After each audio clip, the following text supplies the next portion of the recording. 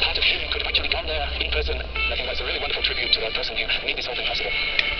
But Clyde Tombaugh will not rest here. After flying past Pluto in 2015, New Horizons will keep going. The spacecraft will continue moving. Newton's laws tell us that, the spacecraft is just going to keep heading out. It won't be operating, we won't be communicating with it, so it'll just be another piece of space junk. We'll say goodbye. Clyde Tombaugh may be disappointed to learn that Pluto is no longer regarded as a planet. But to become humanity's longest ever space traveler would surely make up for it. With an estimated 1,000 billion stars in the universe, where he travels to, we can only imagine.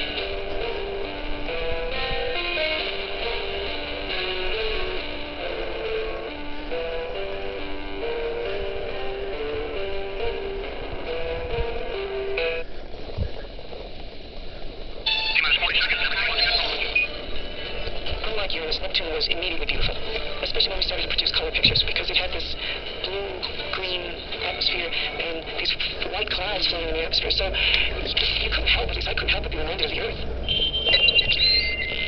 At 30 times the distance of the Earth to the Sun, the star appears not much more than a glimmering point of light. Out here, the days pass quickly, each 16 Earth hours long. But you'll need a thick calendar with around 90,000 days to a Neptunian year. That's 165 Earth years to orbit the Sun. Like its neighbor, Neptune is a giant ball of hydrogen and helium. Its color courtesy of a bit of methane. But it's so blue here that some other chemical mixture is at work. In fact, there's something in the clouds of Neptune that is causing its vivid blue color, and we don't know what that is yet. It's one of the mysteries that we're trying to solve by studying Neptune with our telescopes on the ground and in space. There's a little bit less scattering in the atmosphere. There's a deeper methane layer, so even more of the red is absorbed out of the atmosphere. It makes Neptune really a blue planet instead of a green planet. And that's not the only mystery. Something is driving Neptune's wild winds, the fastest in the solar system. And why do Neptune's spots vanish almost as quickly as they appear? Most amazing of all, Moon Triton has a secret that has all the experts wondering.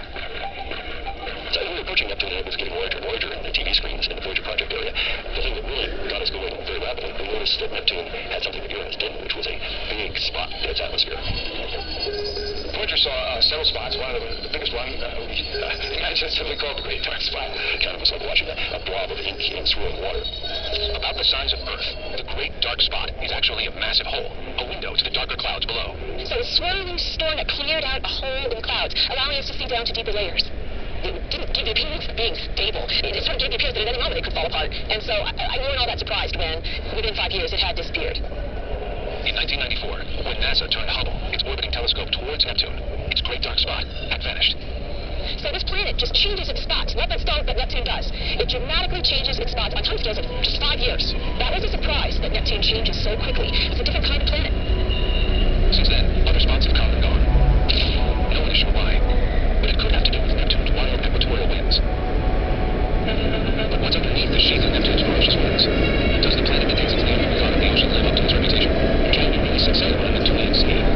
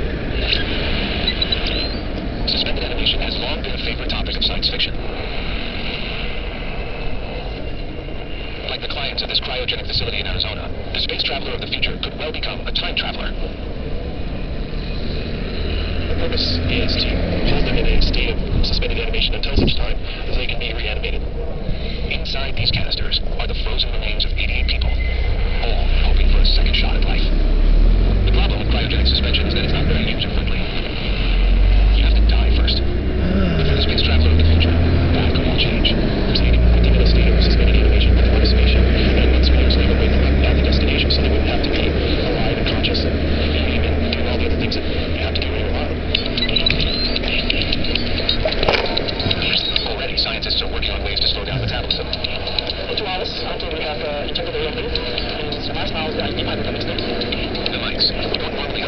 G 戦隊そうなのね。 A state of hypothermia is then induced by lowering their core temperatures. After around 2 hours, the rodents stir. So what happened now is the mice are now in a arousal state. They're a little sleepy at first, but completely unharmed. I hope that within 10 years, we can run some of this in a human trial somewhere down the road. Could this really be the future of space travel? If we're to undertake the incredible journeys to planets like Neptune, suspended animation may be the only practical solution. Well, I remember the night we flew over Triton. We stayed up all night because I think the flyby happened early in the morning, and it was just so unusual.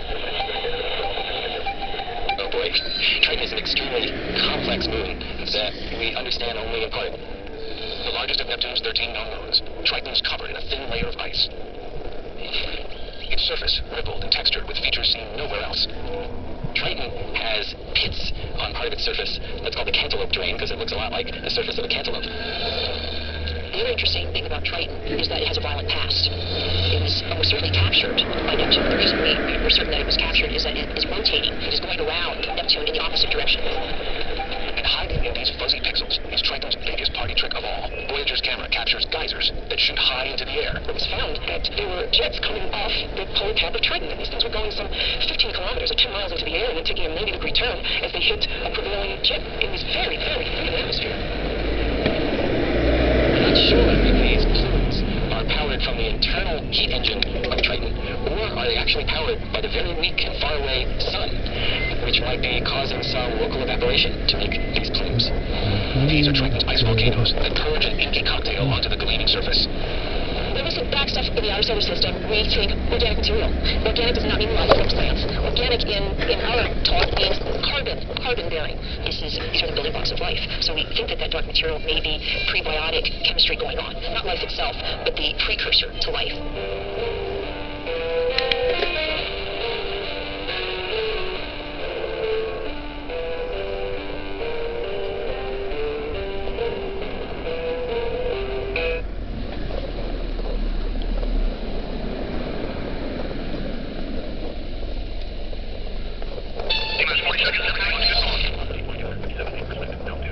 At first glance, the seventh planet from the Sun appears as an unmeasurable ball of green-blue fog.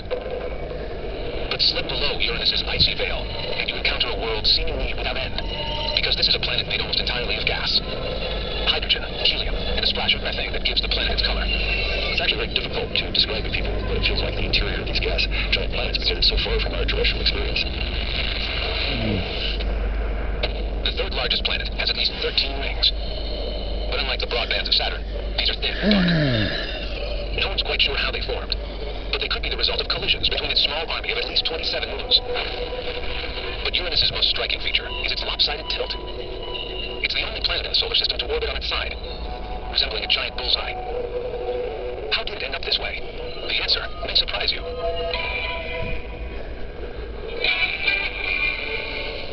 Although separated by 1.6 billion miles, one of the world's highest telescopes is watching the planet spring into life.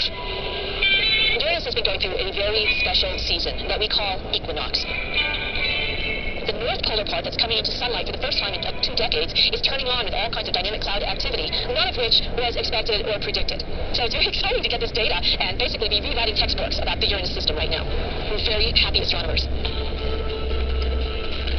For the first time, this far-flung outpost is being seen in a new light. And when it comes to image, it's not a moment too soon. That's because for most of us, Uranus is the butt of a big cosmic joke. I pronounce it Uranus. I think people are embarrassed by Uranus. Uranus. Yeah. I pronounce the planet's name Uranus, which is very likely closer to the original pronunciation of the name of the god after whom it was named. 63 times larger than the Earth. Here, you'd be lucky to celebrate a single birthday. The planet takes 84 years to make its way around the Sun. Uranus and sister Neptune are known as the ice giants because of their frigid outer atmospheres, supercooled to minus 355 degrees Fahrenheit. But the biggest, most obvious feature about Uranus is its crazy tilt. However, it wasn't always this way. The traditional explanation was that while Uranus was forming, it may have been hit by a larger chunk of accreting material than normal and actually knocked it over on its side.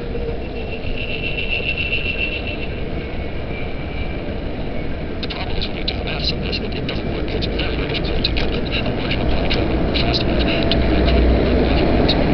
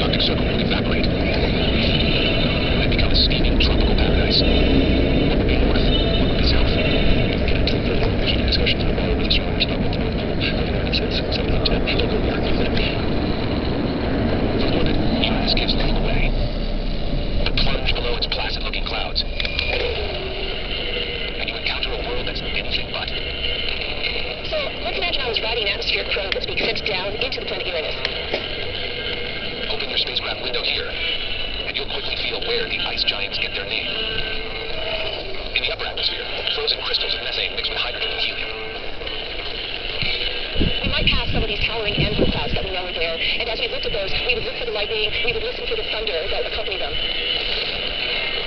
Free falling here is like descending into a giant green gelato. But the deeper you go, the thicker and hotter the atmosphere. Temperatures heat up to thousands of degrees. Heat left over from when the planet formed. But eventually, the pressure just builds and the gas becomes basically a fluid or a liquid, and there's no real transition, it's just a continuous increase in pressure and density. Keep descending, and you'll soon start to boil in a seemingly bottomless sea, more than 2,000 times deeper than the Pacific Ocean. Somewhere down here, a little more than halfway to the planet's center, Uranus's lopsided magnetic field flutters into life. If you could see down to the surface of the dynamic core where the field is generated, what you might see is parcels of fluid moving about, and they're generally so conductive that those parcels of fluid would drag fuel lines with them. Why Uranus's magnetic field is generated here and not in the core, no one really knows. No person or robot has ever been down here. If we could get even further, we might get to a core, but we're not sure. Isn't that interesting? We aren't sure if Uranus has a core. Down here, one thing is certain. With a planet load of water and gas on your back, and at temperatures of more than 4,200 degrees Fahrenheit, no life or robot will last long. There'd be no chance of surviving under those conditions. Going into the atmosphere would eventually actually evaporate and become part of the atmosphere that it was studying.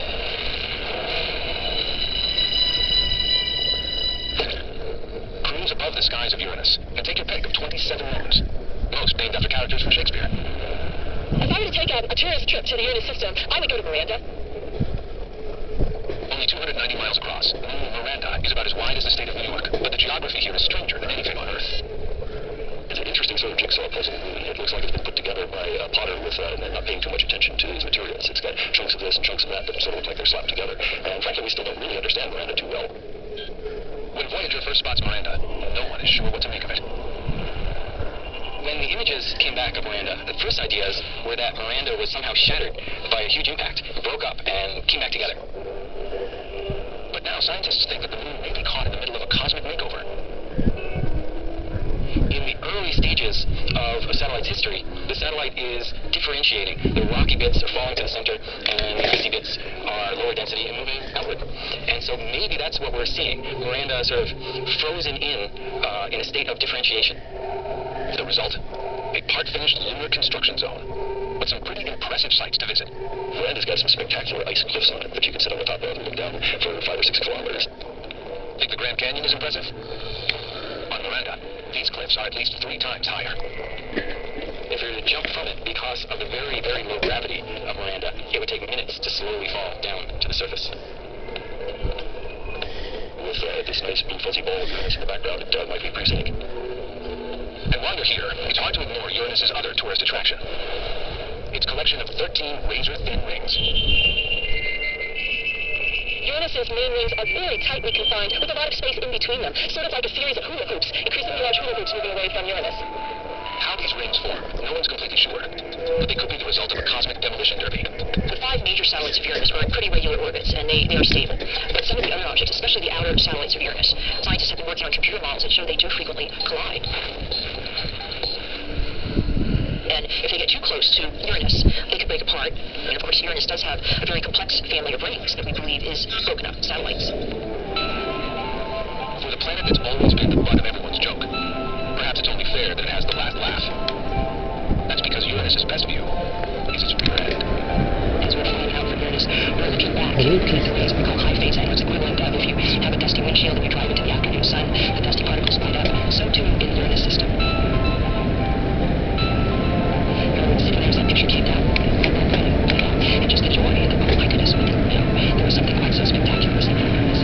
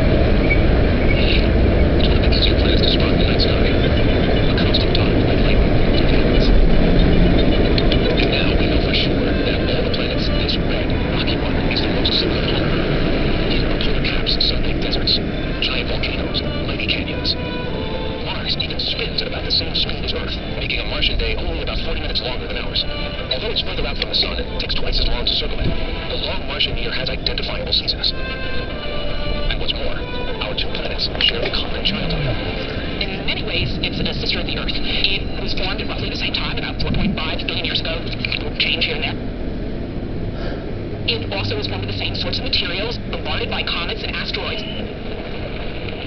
So it has the same delivery system we have. Could life have been forged in the same way on both planets? When we sent the first probes to investigate in the 1960s, almost anything was possible. Originally, in the popular imagination, we thought that Mars might be inhabited by whole civilizations building canals and so on. And then the aeronautics flyby missions really painted a very grim, black and white view of Mars as being barren. You can figure it was only flat out or when you Mars to be a moon rather than a planet. Still, NASA was eager to look for signs of life. In 1976, the Viking spacecraft arrives on Earth for a first close encounter. And there are still hopes of American activity.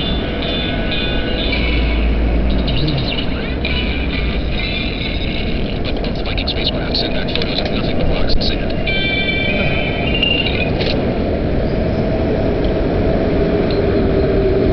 There's some basic things you should know about Mars before getting home. Most days will be clear and sunny and cold. The average temperature on Mars is as dim as midwinter in Antarctica. At about half the diameter of the Earth, Mars is a handy size, but it's much less dense than Earth, with about a third of the gravity.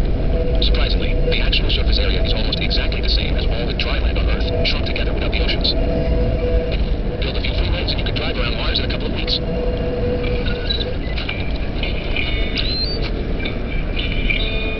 Steve Squire's Martian Odyssey has taken him from pole to pole, visiting those places on Earth that share at least some of the same characteristics. They are extremely dry, extremely cold, or extremely dead.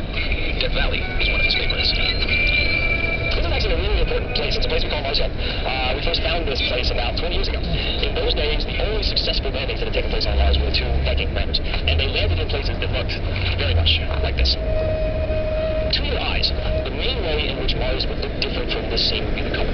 The color of the sky, the color of the rocks, and the color of the soil. The colors on Mars are painted from a very narrow palette. The color palette here is based on rust, pitch, and iron oxides. The rocks and soil and rusty dust are always blowing around in the freeze-dried atmosphere. You won't see any blue skies in the tourist brochures for Mars. Instead, they're amber. Not only do the dust particles add a rosy blush to the sky, they also scatter sunlight in a way that turns the color of the Martian sky upside down to human eyes. Red light.